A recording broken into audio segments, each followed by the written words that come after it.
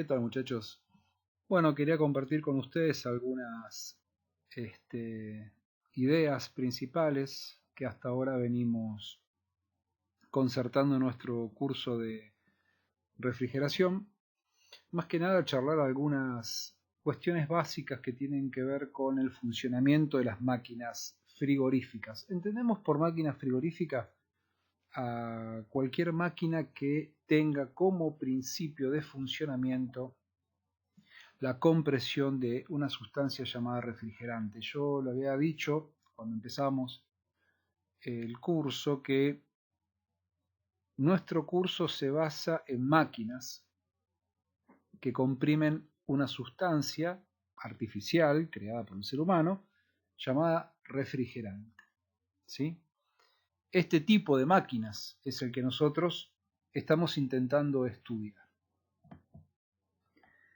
Hay que aclarar que el frío no es un término técnico, pero de alguna manera nos permite a nosotros tomar un primer contacto con lo que es el funcionamiento de una máquina térmica. ¿Sí? El frío no existe, pero en la vida cotidiana nosotros utilizamos un lenguaje que no es el lenguaje técnico.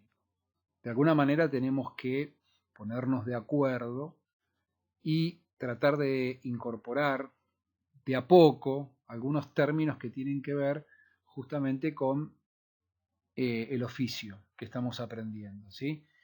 De hecho, hay mucho término que justamente se asocia con el frío. La frigoría es uno de ellos, ¿no? Hay algo, ¿no? Hay algo que hace que las cosas se enfríen. Porque si uno se pregunta cómo es que funciona un equipo frigorífico, una heladera, por ejemplo, ¿cómo hace para enfriar lo que nosotros ponemos dentro de ella? ¿Cómo es que sucede? Bueno, ese algo que enfría los productos es justamente esta sustancia llamada refrigerante. El refrigerante se desplaza por el circuito frigorífico. Y para que se desplace por ese circuito frigorífico tiene que haber una serie de componentes trabajando en forma conjunta para que esto suceda. ¿Sí? Las máquinas térmicas tienen entonces como finalidad extraer una cierta cantidad de calor o aportar una cierta cantidad de calor. Digo aportar porque, por ejemplo, en el caso de las máquinas aires acondicionados, en modo calor, aportan una cantidad de calor, ¿no? La calefacción viene a través de un aporte que hace el equipo de calor al ambiente. Pero las máquinas térmicas tienen esa finalidad y trabajan con el calor, ¿no? El calor es una manera que tiene la energía de manifestarse, podríamos decir, en forma muy general, ¿no? Y se da a través de una diferencia de temperatura entre dos o más sustancias. O sea que el calor es una forma de energía y ocurre cuando se ponen en contacto dos sustancias o más con diferente temperatura. O sea, este desnivel de temperatura hace que se produzca justamente una transmisión de calor. ¿Sí? Hay tres maneras básicas de transmitir calor: por radiación, por conducción y por convección. Son las tres formas que hay de transmitir calor, podríamos decir, y siempre se dan las tres. Seguramente alguna va a predominar por sobre la otra, pero siempre se dan las tres. Y en este dibujito, justamente lo que queremos hacer es un poco resumir cómo serían las tres formas de transmitir calor. La radiación se da generalmente con ondas, a través de ondas electromagnéticas, no solamente el sol, también cualquier dispositivo de iluminación o cualquier dispositivo que emita radiación, puede ser por ejemplo un fierro caliente, puede ser una hornalla. Lo que tiene la radiación es que se puede propagar en el vacío, no hace falta un medio para que se propague. Por eso el sol, la cantidad de energía que nos aporta nuestro planeta, lo hace a través de la radiación, mayoritariamente. La conducción se da entre sólidos, ¿sí? Y la convección se da entre fluidos, o sea, líquidos y gases. Un resumen, ¿no? Un resumen. La unidad para medir calor en el Sistema Internacional de Unidades es el Joule. En refrigeración también se suelen utilizar otras dos magnitudes que son la kilocaloría, ¿sí?, y el BTU. El BTU significa unidad térmica británica, es una unidad de calor muy utilizada en refrigeración también, ¿sí?, porque en refrigeración todavía existe las unidades del sistema inglés, la van a ver mucho, ¿sí? En el caso de la presión también, el calor, la temperatura.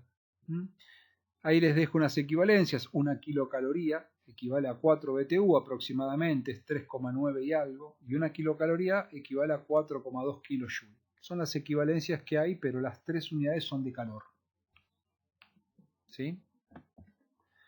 Cuando hablamos de calor, podemos hablar de calor latente.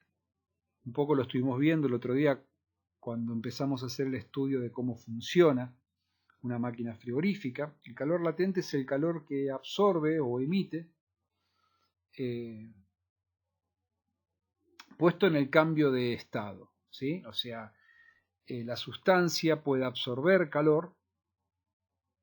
Por ejemplo, si nosotros tenemos un cubito de hielo en estado sólido, ¿no? El cubito está en estado sólido y ese cubito empieza de alguna manera a absorber calor del medio, otra sustancia, y empieza a derretirse, ¿sí?, hasta que llega el tema de derretirse. Seguramente habrá absorbido calor del tipo sensible, o sea, nosotros podemos comprobar, si tuviéramos algún instrumento, un termómetro, como para poder medir la temperatura, vamos a poder comprobar que antes de que se funda el hielo hay un cambio de temperatura. Cuando llega al punto, según la presión, también es muy importante, después vamos a ver que según la presión también es importante tenerla en cuenta. Cuando llega la temperatura según la presión a la cual se funde el hielo, por haber absorbido calor, vemos que mientras dura el cambio de estado, la temperatura va a permanecer constante. Bueno, ese es el calor latente. A diferencia del calor sensible, que nosotros podemos medir el cambio de temperatura. Los calores latentes están en tablas, está el calor latente de fusión, el calor latente de solidificación. Cada cambio de estado tiene un calor latente asociado. Es una cantidad de calor necesaria para romper los enlaces o reacomodar los enlaces de la sustancia para que cambie de estado, ¿sí?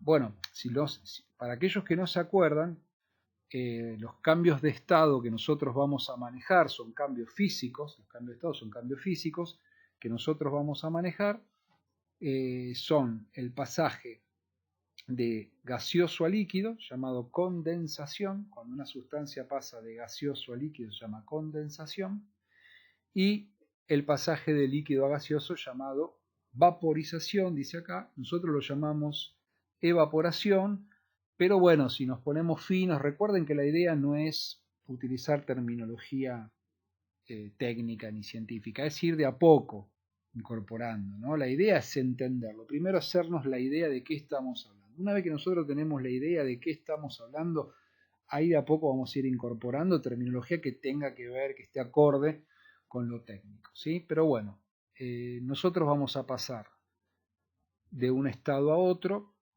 en nuestros equipos frigoríficos y es vapor a líquido y líquido a vapor. ¿Está bien? O sea, no hay sólido, en nuestros sistemas frigoríficos no hay sólidos. Vale aclararlo porque quizás uno no recuerde cómo era el tema de los cambios de estado. Y la sustancia no varía químicamente, o sea que esto puede hacerse una y otra vez y no cambia la composición química del refrigerante.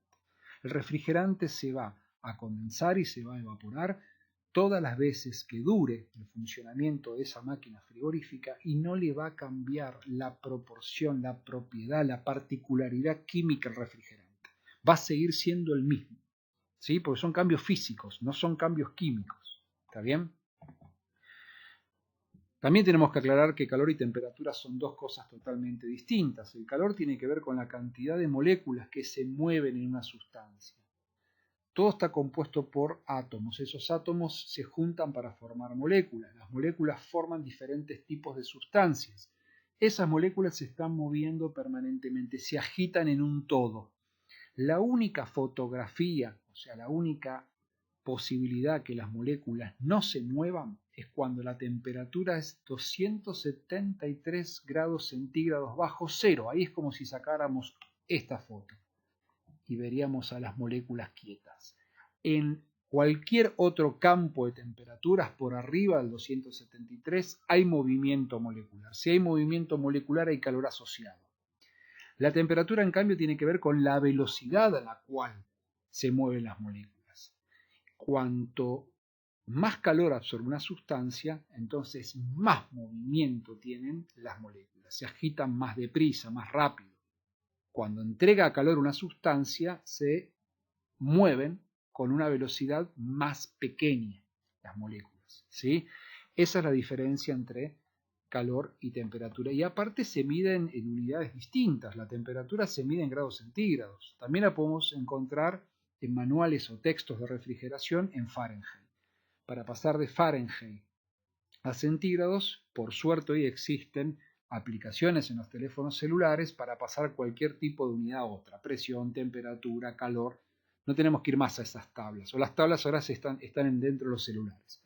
Pero bueno, por ejemplo, acá les dejo una comparación, ¿no? La verde es la escala centígrada, la amarilla es la escala Fahrenheit. Hay puntos notables como la fusión del hielo y como la ebullición del agua. Fíjense, en grados centígrados el hielo se funde, la fusión del hielo es a 0 grados. O 32 Fahrenheit, es lo mismo. 0 grados, 32 Fahrenheit es lo mismo. Estamos hablando de la misma temperatura, pero en escalas distintas. Y el agua a presión normal hierve a 100 grados centígrados o 212 Fahrenheit en su equivalente. ¿Está bien? Bueno, esta es una primera brevísima parte como para poder empezar a refrescar algunos conocimientos fundamentales, ¿sí?